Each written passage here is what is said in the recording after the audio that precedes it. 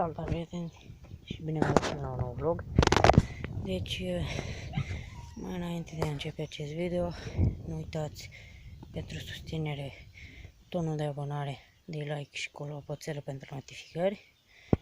Și hai să trecem la video.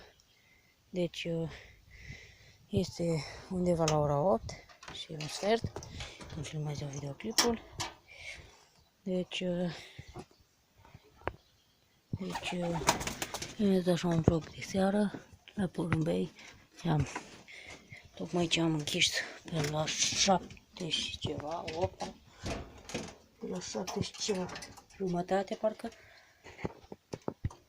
Așa, aici așa le-am făcut o scară pentru a putea sta. Am scos așteptatoarele de aici. Deci toți sunt ieșiți la zbor, absolut toți. Și începe să ploaie. Stați puțin să-i dau de aici din bolieră. Hai. Uitați aici femela. Femela care va fi berechet cu listul. Hai. Treceți, jos. Se pare că nu vor. Așa. Deci puțin așa pe toți aici. Pac. Da, nu vă înghesuiți aici. Uitați listul, vânătul. Așa. Ce avem în număr de 9?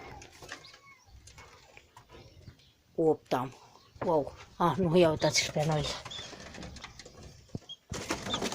Juniorul lipsea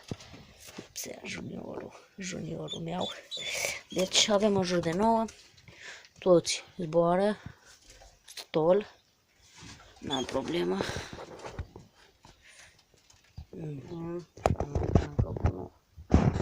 Deci am dus acest mascul cu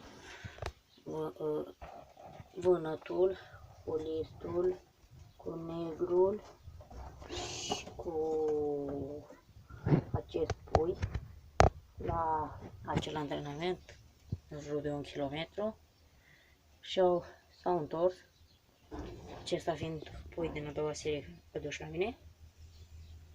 Acest list era foarte mic, foarte mic, l-am adus, uitați-l, ce mare s-a făcut frumos. Așa, deci acesta a fost un video scurt, așa, la porumbei. Nu uitați de butonul de like, de abonare și clopoțelul pentru notificări. Am să revin, cred că mâine, când voi schimba ceva la volieră, am să filmez și am să vă arăt. Și până data viitoare, eu sunt Claudiu și vă salut!